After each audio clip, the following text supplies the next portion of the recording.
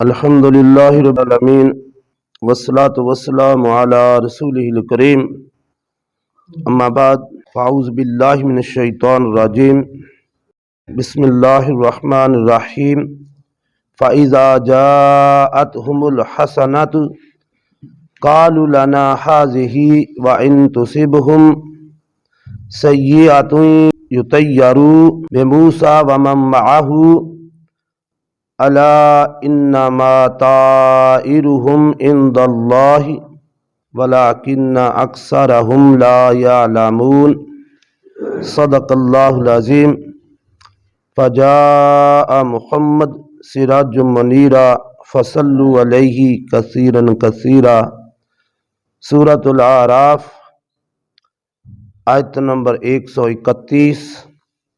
ارشاد باری تعالیٰ ہے فَإِذَا جَاءَتْهُمُ الْحَسَنَةُ، پس جب خوشحالی آ جاتی، فرعونیوں کا تذکرہ ہے تو اللہ نے فرمایا پس جب خوشحالی آ جاتی قَالُوا لَنَا هَٰذِهِ، تو کہتے یہ تو ہمارے لیے ہونا ہی تھا، یعنی یہ ہمارے مقدر میں تھا، یہ تو ہونا ہی تھا۔ وَإِن تُصِبْهُمْ سَيِّئَةٌ يُطَيَّرُوا بِمُوسَىٰ وَمَن مَّعَهُ، اگر ان پر کوئی سختی آ جاتی، سختی واقع ہو جاتی، تو پھر کہتے کہ یہ موسیٰ علیہ السلام اور ان کے ساتھیوں کی نحوست ہے۔ پھر حضرت موسیٰ علیہ السلام اور ان کے ساتھیوں کی بدشگونی بتاتے۔ اللہ، دیکھو، انما طائرہم عند اللہ، یقیناً ان کی بدشگونی اللہ کے ہاں مقدر ہے۔ وَلَٰكِنَّ أَكْثَرَهُمْ لَا يَعْلَمُونَ، لیکن ان میں اکثر نہیں جانتے۔ یہ آج کا ترجمہ ہے۔ فرعون اور جو اس کے حواری تھے، اس کے جو ماننے والے تھے، انہوں نے ایک اور بہت بڑا جو بیانیہ تھا وہ جاری کیا۔ جب کوئی خوشحالی آتی تو وہ کہتے یہ ہماری وجہ سے ہے، اور جب کوئی اللہ کی طرف سے انہیں تکلیف آتی تو وہ کہتے کہ یہ تو حضرت موسیٰ اور ان کے ساتھیوں کی وجہ سے ہے۔ یہ ہے ہی ایسے۔ یہ تیارو کہتے ہیں بدشگونی لینا۔ یہ لفظ تیرون سے بنا ہے، اور تیر عربی میں پرندے کو کہتے ہیں، اور اس سے وہ شگون لیتے تھے، اور بعض پرندوں سے وہ بڑی بدشگونی لیتے تھے۔ اگر وہ راستہ کاٹ دیتا کوئی پرندہ، آگے سے اڑ جاتا، تو وہ سمجھتے کہ یہ بہت بری چیز ہے۔ جس طرح اب تو بہت کم ہو گیا ہے کہ ہمارے لوگ بھی بعض لیتے تھے کہ چلو جی یہ راستے سے اگر بلی کالی کاٹ جائے تو گزر جائے تو پھر نہیں جانا چاہیے، ایسی ایسی چیزیں ہم بھی سنتے رہے ہیں۔ بہرحال چلو اب کچھ لوگوں میں آگاہی آ گئی ہے تو کچھ یہ چیزیں کم ہوئی ہیں۔ تو ایسی یہ کوئی چیز نہیں، اللہ نے فرمایا کوئی پرندہ آگے سے اڑ جائے، نکل جائے، کوئی جانور آگے سے نکل جائے تو اس سے شگون نہیں نکالنا چاہیے، اس سے فعال نہیں نکالنا چاہیے کہ یہ غلط ہے یا صحیح ہے۔ یہ غلط اور صحیح سب اللہ کے ہاتھ میں ہے۔ تو یہ پرندوں سے یا جانوروں سے جو وہ فرعونی تھے وہ بدشگونی نکالتے، اگر کوئی ایسا معاملہ ہو جاتا تو پھر اس کو حضرت موسیٰ علیہ السلام اور اس کے ساتھیوں کی نحوست کہتے کہ یہ ان کی وجہ سے ہے۔ تو یہ ایک بہت بڑا غلط رواج تھا اور عقیدہ تھا جو ان میں پھیل گیا، اسی سے طائرن کے لفظ سے ہی یہ بدشگونی بھی نکلی ہے۔ تو اسی لیے اس کا ترجمہ علماء کرام نے یہی کیا ہے، مفسرین کرام نے، کہ اس سے وہ بدشگونی مراد لیتے تھے۔ تو اللہ نے فرمایا لا انما طائرہم عند اللہ، یقیناً ان کی بدشگونی اللہ کے ہاں مقدر ہے۔ جو کچھ ہونا ہے وہ اللہ نے مقدر کر دیا ہے، اللہ کو پہلے سے معلوم ہے ہر چیز۔ دیکھیں اللہ رب العالمین نے جب حضرت آدم علیہ السلام کو پیدا کیا، یہ بات میں آپ کو اس طرح سمجھا دیتا ہوں کہ اللہ کے علم میں کیسے ہے۔ حضرت آدم علیہ السلام کو جب پیدا کیا، بنایا، اس کو مکمل کیا، تو اللہ رب العالمین نے اس کی پشت میں سے اس کی اولاد کو نکالا۔ یہ بڑی چھوٹی چھوٹی شکلوں میں تھے، بہت چھوٹے چھوٹے، اور پوری ذریت آدم کو، پوری اولاد آدم کو حضرت آدم علیہ السلام کی ہتھیلی پہ رکھ دیا، اور اسے حضرت آدم علیہ السلام کو دکھا دیا۔ اس میں سے کچھ جو تھے وہ چمک رہے تھے، اور کچھ جو تھے وہ بجھے ہوئے تھے۔ جو چمک رہے تھے وہ نیک، جو بجھے ہوئے تھے وہ گناہگار و کافر۔ تو حضرت اللہ نے یہ بھی کر دیا، حضرت آدم کی ہتھیلی پہ قیامت تک آنے والی ساری اولاد کو ان کے رکھ دیا، دکھا بھی دیا۔ اور جب نبی اکرم صلی اللہ علیہ وسلم معراج پر گئے ہیں، تو حضرت آدم علیہ السلام سے جب ملاقات ہوئی تو حضرت آدم علیہ السلام جب اپنے دائیں طرف دیکھتے تو وہ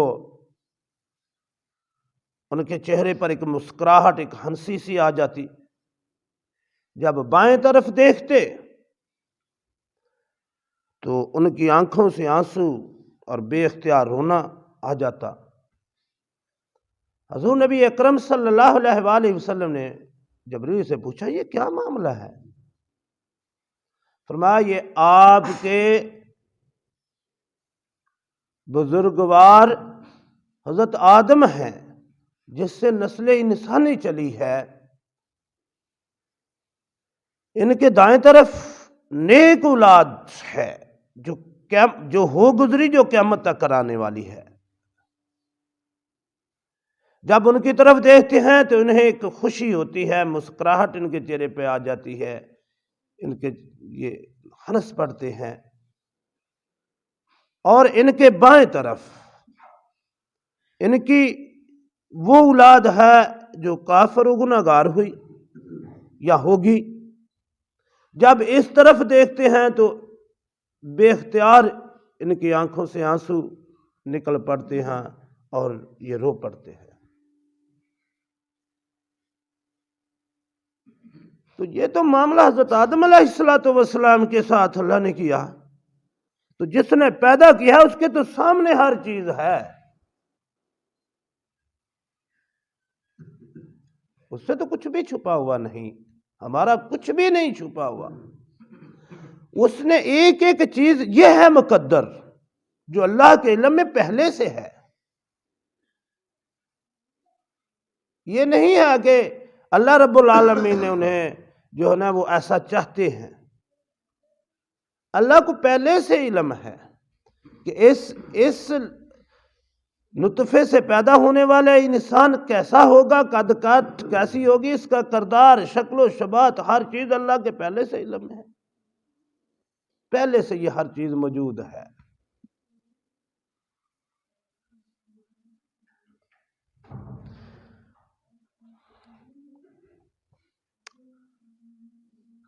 تو اللہ نے فرمایا یہ جانوروں کی یا پرندوں کی یہ راستہ کاٹ جانا یا آگے سے اڑ جانا کسی پرندے کا یا کسی جانور کا گزر جانا، بلی کتے کا گزر جانا، یہ سب بدشگونیاں ان کی خود پیدا کرتا ہے۔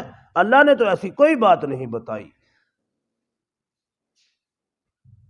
یہ ہے اس آیت کا مفہوم سارا۔ اس کو نہ تو حضرت موسیٰ علیہ السلام کی طرف منسوب کرے، نہ ان کے ساتھیوں کی طرف، نہ کسی دوسرے کی طرف۔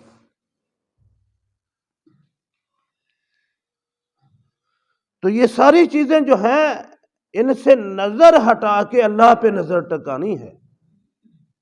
یہ ہے بندہ مومن کا عقیدہ۔ وَلَٰكِنَّ أَكْثَرَهُمْ لَا يَعْلَمُونَ، ان میں سے اکثر جانتے ہی نہیں۔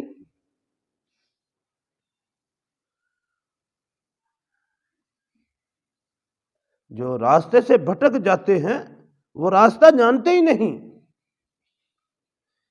جو عقیدہ خراب کر بیٹھتے ہیں وہ جانتے ہی نہیں۔ تو اللہ نے فرمایا ان کو تو کسی بات کا علم ہی نہیں ایسی بات۔ اللہ نے ایسی کوئی بات نہیں فرمائی۔ دیکھیں جو بھی چیز ہے اللہ کی طرف، اللہ کی طرف سے ہے، اچھائی بھی اسی کی طرف سے ہے، برائی بھی اسی کی طرف سے۔ اچھی چیزوں کو بھی اس نے پیدا کیا، بری چیزوں کو بھی، نیکی کو بھی اس نے پیدا کیا، برائی کو بھی اس نے پیدا کیا۔ ہر چیز اس کے قبضہ قدرت میں ہے، کوئی کسی دوسرے کے قبضہ قدرت میں نہیں ہے۔ اللہ نے جس پھر چیزوں کی ڈیوٹیاں لگائی ہوئی ہیں وہ اللہ کی ہیں۔ جب تک اللہ چاہے گا اس سے وہ ڈیوٹی لے گا، جب چاہے گا وہ سارا معاملہ ختم کر دے گا۔ سورج، چاند، ستارے، آسمان تک ہر چیز اپنے اپنے ڈیوٹی میں لگا ہوا ہے۔ انسان اور جن دو مخلوقیں ایسی بنائی ہیں جن کو عمل کا اختیار اللہ نے دے دیا ہے کہ یہ جس طرح چاہیں کر سکتے ہیں عمل۔ یہ اختیار ایک وقتی طور پر ملا ہے یہ دنیا کی زندگی میں، اس کے بعد پھر اس کے پاس کوئی اختیار نہیں ہے، اور اس اختیار کے بغیر دوسرا اختیار اس کے پاس اور کوئی نہیں ہے۔ عمل کے علاوہ کوئی دوسرا اختیار نہیں ہے، عمل کے علاوہ یہ بے اختیار ہے ہر معاملے میں، حتیٰ کہ اپنی شکل و شباہت بنانے میں بھی بے اختیار ہے۔ اس کی شکل و صورت اس کے مطابق نہیں بنی کہ جیسی اس نے چاہی ویسی بنی ہے، بلکہ وہ بنانے والی ذات نے اپنی مرضی سے بنائی ہے۔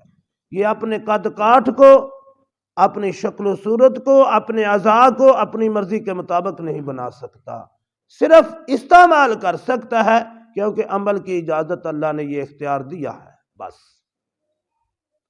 باقی سارے معاملے اللہ کے حوالے ہیں، اور باقی کسی مخلوق کو یہ اختیار بھی نہیں ملا۔ یہ بھی بات ہے، حتیٰ کہ فرشتوں تک کو کسی کو یہ اختیار نہیں ملا کہ وہ اپنی مرضی سے کوئی عمل کر سکے۔ وہ اللہ کی مرضی کے تابع ہیں، اللہ کی مرضی کے خلاف کر ہی نہیں سکتے۔ سورج، چاند، ستارے، ہر چیز اللہ کی مرضی کے تابع چل رہی ہے۔ انسان کو ایک عمل کا اور جن کو ایک عمل کا اختیار ملا ہے، باقی کسی کو نہیں ہے۔ اور اسی لیے اس کی یہ آزمائش ہے دنیا کی۔ جو اللہ کے حکموں کے مطابق چل جائے گا وہ اس آزمائش میں کامیاب ہو کر گزر گیا، اور جو اللہ کے حکموں سے تجاوز کر گیا، اللہ کی حدود سے باہر نکل گیا، وہ نامراد ہو گیا۔ اللہ رب العالمین ہمیں دین حق کی سمجھ عطا فرمائے۔ وما علینا الا البلاغ المبین۔